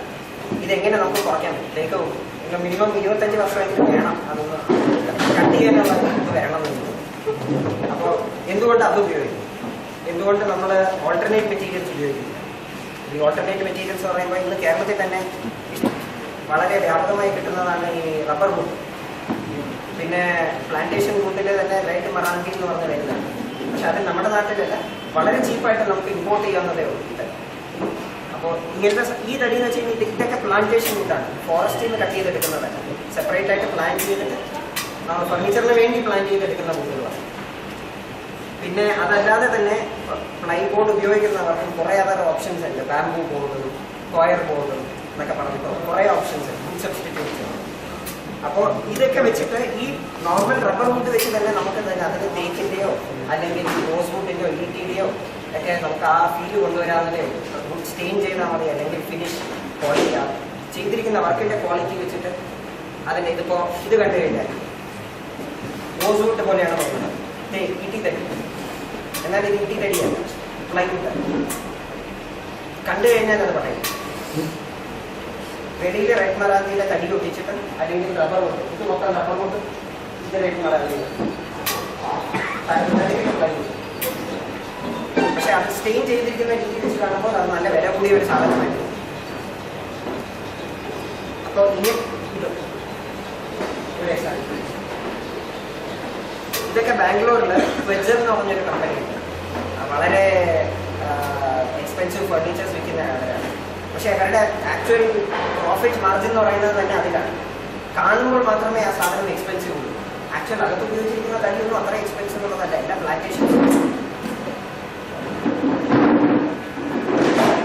പിന്നെ അതിൽ ചെയ്തിരിക്കുന്ന ഡിസൈൻ, അതിനാണ് അവർക്ക് വില. ഇത് നമ്മുടെ നോർമൽ പെട്ടിയൊക്കെ വരുന്നത്, തക്കാളിയൊക്കെ വരുന്ന പെട്ടി, ആ പെട്ടിയുടെ തടി ഉപയോഗിച്ച് ചെയ്തിരിക്കുന്നത്. പക്ഷെ ഇതിന് ഭയങ്കര വിലയാണ്. കാരണം ആ ചെയ്തിരിക്കുന്ന രീതി, ആ ചെയ്തിരിക്കുന്ന ഫിനിഷ് ക്വാളിറ്റി, അതിനാണ് ആൾക്കാർ പൈസ കൊടുക്കുന്നത്. അപ്പോൾ വേസ്റ്റ് തടി ഉപയോഗിച്ചും ആൾക്കാർ പല വില കൂടിയ ഫർണിച്ചറുകൾ ഉണ്ടാക്കുന്നു. പിന്നെ സെറ്റ് ഓഫ് ഫർണിച്ചർ, ഇപ്പൊ ഇത് ഞാൻ ഇതിന് മുമ്പ് കാണിച്ചത്, ഇതെല്ലാം ഒരു സെറ്റാണ്. കണ്ടു കഴിഞ്ഞാൽ എല്ലാത്തിനും ഒരു ലാംഗ്വേജാണ്. അപ്പോൾ അത് മൊത്തം ഒരു ഫാമിലിക്കകത്ത് വരുന്നതാണ്. നിങ്ങൾ വിൽക്കുമ്പോൾ ഒരു സെറ്റായിട്ടാണ് അത് വിൽക്കുന്നത്. ഇപ്പോൾ ഹാളിന് ഒരു സെറ്റ്, ബെഡ്റൂമിന് ഒരു സെറ്റ്. അതാണ് ഇനിയുള്ള കാലത്ത് ആൾക്കാർ പ്രിഫർ ചെയ്യുന്നത്. കാരണം വരുമ്പോൾ ഒരു കെട്ടൈപ്പ് കസേര, പിന്നെ ഒരു സോഫ ഒരു സ്റ്റൈലിൽ, ഒരു കബോർഡ് ഒരു സ്റ്റൈലിൽ, ഒരു ടി വി സ്റ്റാൻഡ് ഒരു സ്റ്റൈലിൽ, അതാരും ഇന്ന് പ്രിഫർ ചെയ്യുന്നില്ല. കാരണം വീടിനകത്ത് കയറി വരുമ്പോൾ ഓൾറെഡി ഇന്റീരിയർ ചെയ്ത പോലെ ഇരിക്കും. അപ്പോൾ എല്ലാം ഒന്നുപോലെ ഒരു ലാംഗ്വേജ് വരണം. അപ്പം അതിന് വേണ്ടിയിട്ട് അവർ കമ്പനീസിൽ നിന്ന് തന്നെ പ്രിഫർ ചെയ്യുന്നത് സെറ്റായിട്ട് മേടിക്കാനാണ്. ഫോർ എക്സാമ്പിൾ ഇത് കംപ്ലീറ്റ്ലി ഒരു സെറ്റാണ്. അതിൽ എല്ലാം നിങ്ങൾ ഉൾപ്പെടുത്തണമെന്നില്ല. ഇതിൽ ഈ ബോക്സ് ആയിട്ട് ചെയ്തിരിക്കുന്ന ആ ഒരു ലാംഗ്വേജ്, അത് ചിലത് എല്ലാത്തിലും ഒന്ന് ഫോളോ ചെയ്യുന്നുണ്ട്. അപ്പോൾ ഓട്ടോമാറ്റിക്കായിട്ട് ആ ലാംഗ്വേജ് അതിൽ വരുന്നുണ്ട്. ആ കളറും ഒന്ന് തന്നെയാണ്, ആ ഉപയോഗിച്ചിരിക്കുന്ന മോട്ടീഫും ഒരേ വരും. ഓട്ടോമാറ്റിക്കായിട്ട് ആൾക്കാർ അതിനെ ഒരു സെറ്റായിട്ട് തന്നെ വാങ്ങാനുള്ള ഒരു ഇത് നമ്മൾ കണ്ടുവരുന്നുണ്ട്. പിന്നെ ക്രാഫ്റ്റ്സ്മാൻഷിപ്പ് ആൻഡ് ക്വാളിറ്റി, ഇത് വളരെ ഇമ്പോർട്ടൻ്റ് ആണ്. വളരെ ഇമ്പോർട്ടൻ്റ് ആണെന്ന് വെച്ച് കഴിഞ്ഞാൽ എല്ലാ കമ്പനീസും എക്സ്പോർട്ട് ക്വാളിറ്റി ഫർണിച്ചർ എന്ന് പറയുന്നത് അതിന് വലിയ ഗുണമൊന്നുമില്ല. എക്സ്പോർട്ട് ക്വാളിറ്റി ഫർണിച്ചർ എന്ന് പറയുമ്പോൾ നമ്മുടെ നാട്ടിൽ ഉണ്ടാക്കുന്ന അതേ തടിയും അതേ ഇത് ഉപയോഗിച്ച് തന്നെയാണ് അവരും ഉണ്ടാക്കുന്നത്. ഉള്ളി വ്യത്യാസം അവർ ചെയ്യുന്ന ഇതിൻ്റെ ക്വാളിറ്റി. ഇതിൻ്റെ ഇവിടെ നിങ്ങൾ എവിടെയെങ്കിലും ഒന്ന് പുട്ടിയിട്ടതായിട്ടോ അല്ലെങ്കിൽ ഫിക്സ് ചെയ്തതായിട്ടോ കാണുക. അത്രയും ക്ലീൻ സീംലെസ് ഫിനിഷാണ് ഫർണിച്ചർ. ആ ക്വാളിറ്റിയാണ് നമ്മൾ കൊണ്ടുവരുന്നത്. അങ്ങനെ കൊണ്ടുവന്നു കഴിഞ്ഞാൽ ഓട്ടോമാറ്റിക്കലി നമ്മുടെ ഫർണിച്ചറിന്റെ വില ഓട്ടോമാറ്റിക്കലി എക്സ്പോർട്ട് ക്വാളിറ്റി. എവിടെയും ഈ കുട്ടി നിറയ്ക്കുക ആണി അടിക്കുക അതൊന്നും കാണില്ല. എക്സ്പോർട്ട് ക്വാളിറ്റി വുഡൻ ഫർണിച്ചറിൽ ഒന്നും ആണി അടിക്കാൻ പാടില്ല എന്നാണ്. ഉള്ളി ലോക്ക്ഡൗൺ ഫർണിച്ചേഴ്സിൽ മാത്രമേ ഉള്ളൂ സ്ക്രൂവും കട്ടും ബോൾട്ടും ഒക്കെ. അല്ലാതെ ചെയ്തു പോകുന്ന ഏറ്റവും കൂടുതൽ വുഡൻ ഫർണിച്ചറിന് ഒന്നും ആണി എല്ലാം നീറ്റായിട്ട് ഗ്ലൂ വെച്ച് ഒട്ടിച്ചത് തന്നെയാണ് ഇതിലേക്ക് ഒരു എഡ്ജിൽ പോലും നിങ്ങൾക്ക് ഒരു എറർ പോലും കാണില്ല. ഒരു മില്ലിമീറ്ററിന്റെ എറർ പോലും. ഇതിനാണ് എക്സ്പോർട്ട് ക്വാളിറ്റി എന്ന് പറയുന്നത്. നിങ്ങൾക്ക് കുറച്ച് വിടവോ ഗ്യാപ്പോ അത് പിന്നെ കുട്ടി വെച്ച് നിറച്ചതോ അങ്ങനെയായിട്ട് ഒന്നും നിർത്താം. സിമ്പിളാണ്, ഒന്നുമില്ല. ജസ്റ്റ് ഒരു എക്സ് പോലെയാണ് ആ ടേബിൾ നിൽക്കുന്നത്. പക്ഷെ അതിന് വില കൂടുതൽ കൂടാൻ കാരണം അതാണ്. പിന്നെ ബെഞ്ച് ലാമിനേഷൻ. ബെഞ്ച് ലാമിനേഷനാണ് ഇവിടെ ചെയ്യുന്നത്. അപ്പോൾ ഇവിടെയുള്ള മിക്ക ഫർണിച്ചേഴ്സും ബെഞ്ച് ലാമിനേറ്റഡ് ആണ്. അത് ചെയ്യുന്ന രീതി എന്ന് പറഞ്ഞു കഴിഞ്ഞാൽ ജിഗ് ഉണ്ടാക്കും. ജിഗ് എന്ന് പറയുന്നത് അതിനെ വലിച്ച് ആ ഷേപ്പിൽ നിർത്താൻ വേണ്ടിയിട്ട് ഉണ്ടാക്കുന്ന ഒരു സാധനമാണ്. അപ്പോൾ ജിഗ് ഉണ്ടാക്കിയിട്ട് ഇതിപ്പോൾ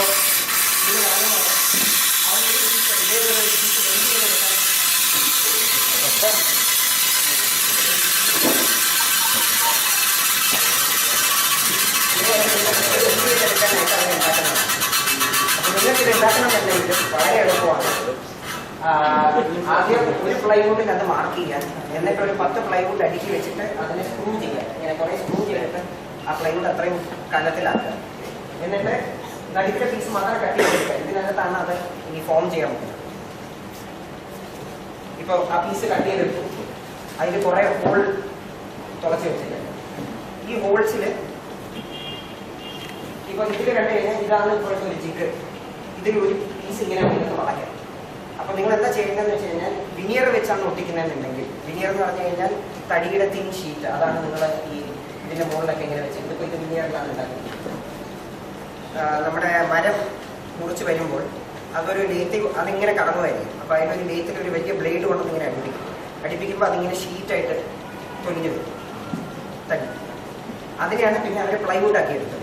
അപ്പോൾ ഈ പ്ലൈവുഡ് ആ ഒരു ഷീറ്റിന് വിനിയർ എന്ന് പറയും. തടി വിനിയർ നിങ്ങൾ വെച്ചിട്ട് ഓരോ ലെയറായിട്ട് വെച്ചിട്ട് നിങ്ങൾ ഗ്ലൂ ചെയ്തിട്ട് ഇതേപോലത്തെ ക്ലാൻസ് വെച്ച് അത് ടൈറ്റ് ചെയ്ത് വെച്ച് കഴിഞ്ഞാൽ ആ ഗ്ലൂ ഉണങ്ങുമ്പോൾ നിങ്ങൾക്ക് ആ ഷേപ്പിലായിരിക്കും. അങ്ങനെയാണ് ഇതൊക്കെ ചെയ്തിരിക്കുന്നത്. ഇതിപ്പോൾ വലിയ ഷീറ്റാണെന്ന് ഇതിപ്പോൾ ചെയ്തു കഴിഞ്ഞാൽ ഇങ്ങനത്തെ ഡീറ്റെയിലൊക്കെ കൊണ്ടുവരാം. പല കളറിലുള്ള തടിയിലയിൽ വെച്ചിട്ട് കൊണ്ടുവരാം. അപ്പോൾ നമ്മൾ ഇങ്ങനത്തെ ഫർണിച്ചറൊക്കെ ഉണ്ടാക്കിയെടുക്കാം. ഇതിലും ചില കാര്യങ്ങളെന്ന് വെച്ച് കഴിഞ്ഞാൽ നമ്മളിത് തടിയിൽ തന്നെ ഉണ്ടാക്കുമ്പോൾ ഇതിൻ്റെ ഇടയിൽ ഒരു മെറ്റൽ ഷീറ്റ് ഉണ്ട്. അങ്ങനെയൊക്കെ ചെയ്യാൻ പറ്റും, സ്ട്രെങ്തൻ ചെയ്യാൻ പറ്റും തടിയെ. ചിലപ്പോൾ ചില സ്ഥലങ്ങളിലൊക്കെ തടി ഭയങ്കര വീക്കാണ്. ഇതിൻ്റെ മുകളിൽ ഒരു കുട്ടി കയറി ചാടി കഴിഞ്ഞാലോ ആ നോർമൽ സിറ്റുവേഷനിലാണെങ്കിൽ അത് മുന്നിൽ അത് ഗ്ലൂ കൊണ്ട് ഒട്ടിച്ച് വെച്ചിരിക്കും. അപ്പോൾ ഇത് ഇതേപോലെ മെറ്റൽ ഷീറ്റ് അകത്തുണ്ടെങ്കിൽ ഒന്നും ആകും. പക്ഷേ അത് വളരെ വളരെ പ്രിസൈസായിട്ട് വേണം ചെയ്യാൻ. കാരണം മെറ്റലിനും വുഡിനും ഉള്ള ടെമ്പറേച്ചർ വേരിയേഷൻ വ്യത്യാസം വളരെ വ്യത്യാസമാണ്. അപ്പോൾ വുഡ് എക്സ്പാൻഡ് ചെയ്ത് കൺട്രാക്ട് ആകുമ്പോൾ അത്രയും മെറ്റൽ എക്സ്പാൻഡ് കൺട്രാക്ട് ആവില്ല. അപ്പോൾ ചിലപ്പോൾ വിടവ് ഇത് വരാനുള്ള ചാൻസ് ഉണ്ട്. പിന്നെ ഇത് ഒരു മാസ്റ്റർ പീസാണ്.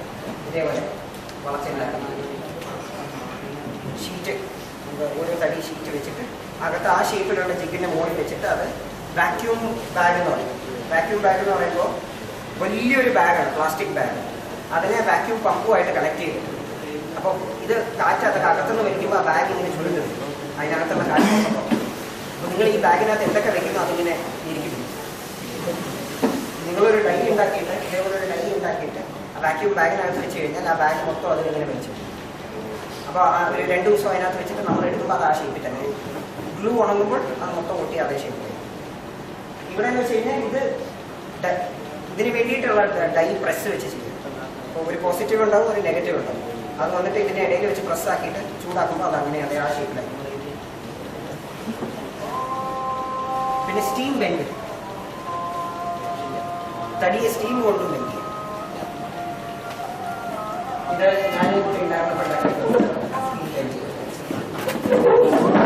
ഇതെന്ന് വെച്ച് കഴിഞ്ഞാൽ നമ്മൾ ഒരു ദിവസം അല്ലെങ്കിൽ 2 ദിവസം വളരെ ഹൈ ടെമ്പറേച്ചർ ഉള്ള സ്റ്റീമിനകത്ത്, സ്റ്റീമുള്ള ചേമ്പറിനകത്ത് അവർ ഈ തടിയുടെ പീസസിനെ കയറ്റി വയ്ക്കുമ്പോൾ ഇതിലുള്ള ആ വെള്ളത്തിൻ്റെ അംശമൊക്കെ ഇവാപ്പറേറ്റ് ആയിട്ട് അതിന് കുറേ അത് ഭയങ്കര യൂസാവും, പെട്ടെന്ന് വളയ്ക്കാനൊക്കെ പറ്റും.